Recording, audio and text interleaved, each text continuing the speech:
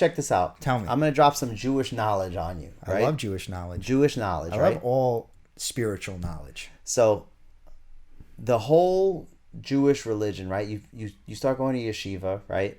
And they teach you the 619 mitzvahs, I guess it is. Mm-hmm. 613? I don't remember. It's some number of mitzvahs. Yeah. And you follow this Torah, right? That tells you that there's no heaven, there's no hell, you don't think about death.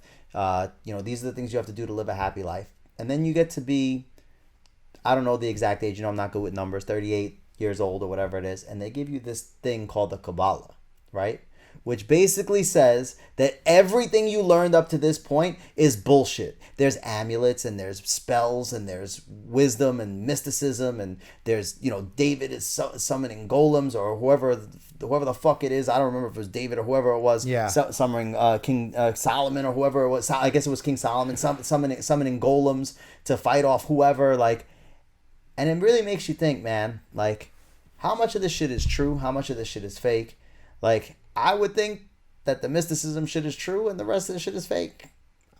I would venture to say that that's the mysticism. I think everything that we're saying is, that's why we're saying it. What we believe, which is, that we're all part of the whole. And the point of being here is experience. And that's why what you're saying, the 600 mitzvahs, to do what?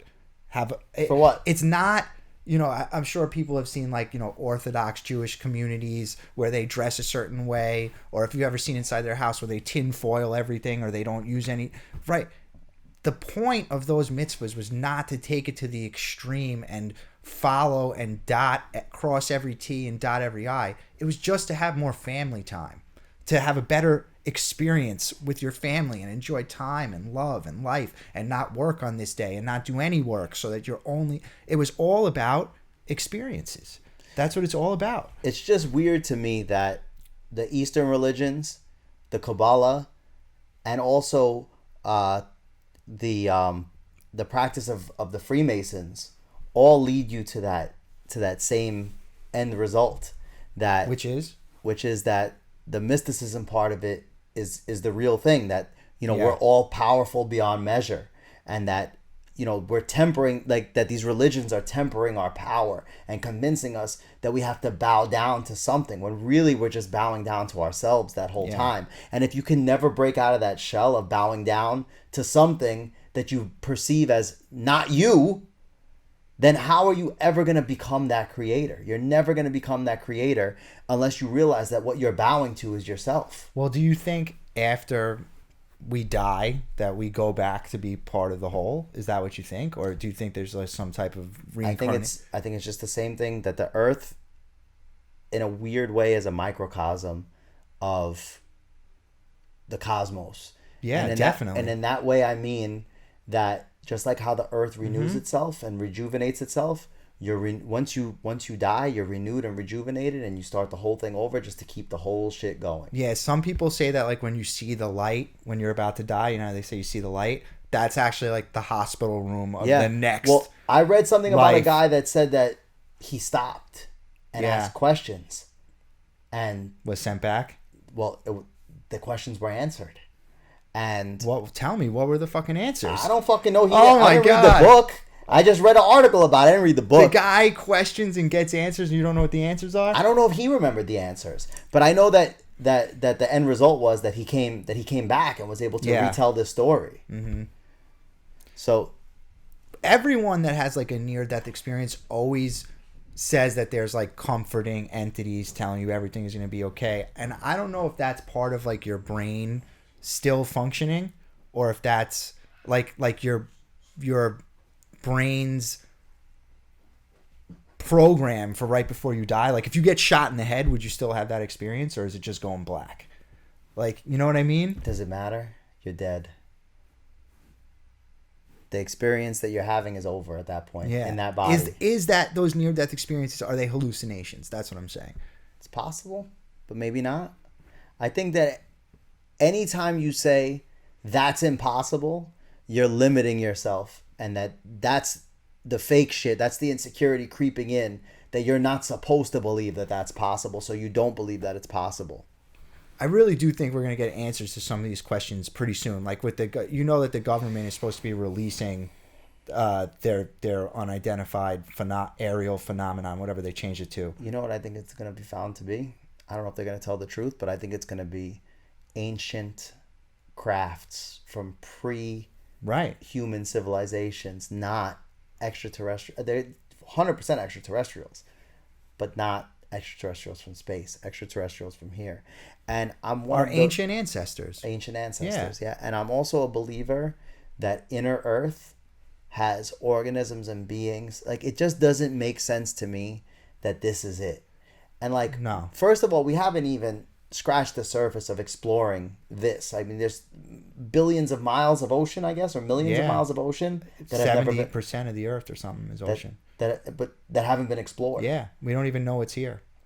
So I mean, can't they just fucking send satellites to like just see It's that too shit? Or dark. infrared sonar, anything? I don't think so. I think it goes down too far. And even, it's a good point you're making, those ships that they're seeing, it's always the Navy that captures those UFOs. And one of the interesting parts about them is they go straight from in the air right under the water. Like, Oh, they go with the water. yes, I didn't know that. they go under, up, like, so a tinfoil, I don't want to say tinfoil hat, but one Don't say theory, that, man. That's close. That's fucking closing yourself right, off. right. One theory is that there's some kind of base under there, under the water. It'd be the Base, perfect place. Civilization. I Yeah. mean, call it what you want. I mean, they already found like pyramids underneath the ocean and things like that. Right. But I'm talking about like inner Earth, like near the crust of the Earth. I'm Yeah. talking about underground. I'm talking about in the ocean. I'm talking about that. It just seems to me that it doesn't make sense that the only sustainable life on Earth is above the surface. It's not. Is on the surface. It's not. And in the water, like where we can see. Like there's got to be more to it. And I'm talking about it. I'm not talking about fish and birds. I'm talking about like real intelligent life.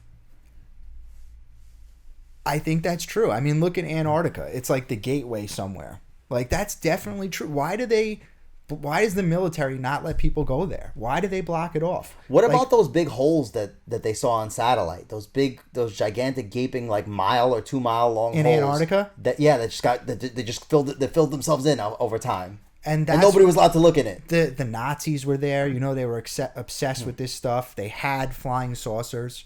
You know, there's definitely some. I don't know how much the government knows, but there's definitely more going on here than we know. And it's not just us. Like, whoever's our creator, whether you want to call it God or an alien, I always like to say, what's the difference? What's the difference between God and alien? If an alien genetically altered our species, what is the difference between that and God? Well, it's the same thing. It goes back to the original discussion, which is that those aliens had to have a creator, and the Right. creator of those aliens had to have a creator. So really, we are the same as the aliens. We're the same as the fish. We're the same as the birds. We're the same as everything. We're the same as the trees. We're the same as this carpet. We're the same. We're all the same.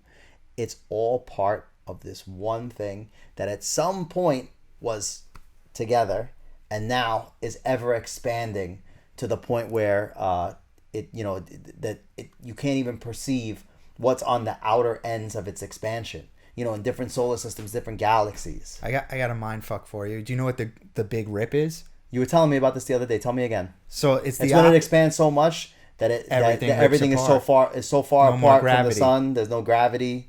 Yeah, that's going to be the end of the universe. If gravity exists. If everything just happened from a big bang and it's all just energy expanding, physics says that there'll be a great rip at some point when the gravity that holds everything together, even molecules and atoms, electrons and protons, they won't be there anymore, and everything will separate and there'll be nothing left. That's under the impression. You have to believe that that's how things started randomly, which I tend not to think. But why does that's it have possible. to be randomly? Why can't it be intelligently? Because if it was intelligently, then there probably wouldn't be a great rip. Like, it could be course corrected. But maybe the Great Rip or Big Rip or whatever, the Big Red, big red Yeah, it's gum, the whatever opposite the of fuck the you Big want. Bang. Taste the fucking Rainbow Fruit Loops, Yeah. whatever the fuck it is, or Starburst, whatever, Yeah. whatever the fuck it is. It wouldn't matter because maybe the life that we perceive right now is exactly the way that it was designed to be, and it was designed to have a finite amount of time to then be able to rip and then recreate itself into something different and better. Right. It can't just be. Like, it can't be that there was just a big bang and then there's life and then it's going to rip and then there's never going to be anything else again. That doesn't make sense. Like, it's too complex. It's too complex here to just be, like you were saying, think about the millions and millions of species, probably more. I don't want to say billions because I don't know, but with all that, the insects all working symbiotically to the point we don't even know, it's probably on the inside of the earth too. How could that be random? Well, the design to me seems to be intelligent, but I don't want to be so short-sighted as to say that it couldn't have been haphazard. But the information that I have and the way that I perceive that information is that none of this shit is by accident, and that shit is No. exactly the way it's Yeah. supposed to be. It's like